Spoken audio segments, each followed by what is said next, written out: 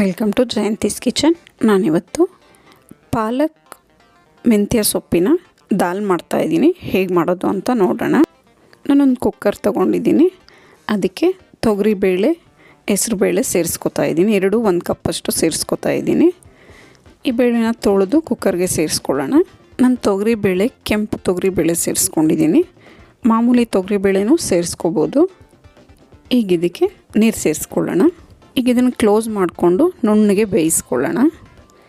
ಈಗ ಸ್ಟವ್ ಮೇಲೆ ಒಂದು ಪಾತ್ರೆ ಇಟ್ಕೊಂಡು ಅದಕ್ಕೆ ಒಂದು 4 ಟೇಬಲ್ ಸ್ಪೂನಷ್ಟು ಎಣ್ಣೆ ಸೇರಿಸ್ಕೊಳ್ಳೋಣ.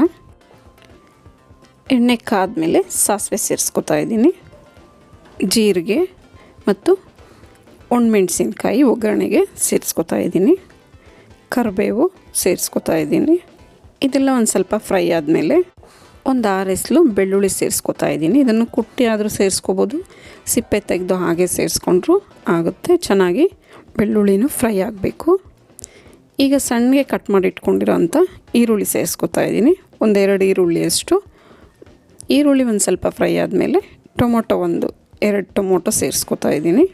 ಇದೆಲ್ಲ ಫ್ರೈ ಆದಮೇಲೆ ಪಾಲಕ್ ಸೊಪ್ಪು ಸಣ್ಣಗೆ ಕಟ್ ಮಾಡಿ ಇಟ್ಕೊಂಡಿದ್ದೀನಿ. ಇದನ್ನು ಸೇರಿಸ್ಕೊತಾ ಇದ್ದೀನಿ. ಮೆಂತ್ಯ ಸೊಪ್ಪನ್ನು ಸಹ ಸೇರಿಸ್ಕೊತಾ ಇದ್ದೀನಿ. ಇದೆಲ್ಲ ಸೇರಿಸ್ಕೊಂಡಾದಮೇಲೆ ಫ್ರೈ ಮಾಡ್ಕೋಬೇಕು. ಸೊಪ್ಪು ಅಷ್ಟೇ ಚೆನ್ನಾಗಿ ಫ್ರೈ ಆಗಬೇಕು ಎಣ್ಣೆಯಲ್ಲೇ. ಸೊಪ್ಪೆಲ್ಲ ಫ್ರೈ ಆದಮೇಲೆ ಅರಿಶಿನ ಪುಡಿ 1/4 table spoon, garam masala 1/2 table spoon, chilli powder 1 table ಸ್ಪೂನಷ್ಟು ಸೇರಿಸ್ಕೊತಾ ಇದ್ದೀನಿ. ಮತ್ತು ಧನಿಯಾ ಪುಡಿ 1/2 ಟೇಬಲ್ ಸ್ಪೂನಷ್ಟು ಸೇರಿಸ್ಕೊತಾ ಇದ್ದೀನಿ. ಇದೆಲ್ಲ ಸೇರಿಸ್ಕೊಂಡಾದಮೇಲೆ ಇದನ್ನು ಅಷ್ಟೇ ಚೆನ್ನಾಗಿ ಮಿಕ್ಸ್ ಮಾಡ್ಕೊಬೇಕು ಇದ್ರ ಜೊತೆ, ಸೊಪ್ಪಿನ ಜೊತೆ. ಸೊಪ್ಪೆಲ್ಲ ಹಸಿ ವಾಸನೆ ಹೋಗಿ ಚೆನ್ನಾಗಿ ಬೆಂದ ಮೇಲೆ ನಾವು ಬೇಯಿಸಿಟ್ಕೊಂಡಿರೋವಂಥ ಬೇಳೆನ ಇದಕ್ಕೆ ಸೇರಿಸ್ಕೋಬೇಕು. ದಾಲ್ ಅಂದರೆ ಒಂದು ಸ್ವಲ್ಪ ಗಟ್ಟಿಗೆ ಇರಬೇಕು. ಈಗ ಇದಕ್ಕೆ ರುಚಿಗೆ ತಕ್ಕಷ್ಟು ಉಪ್ಪು ಸೇರಿಸ್ಕೊಳ್ಳೋಣ.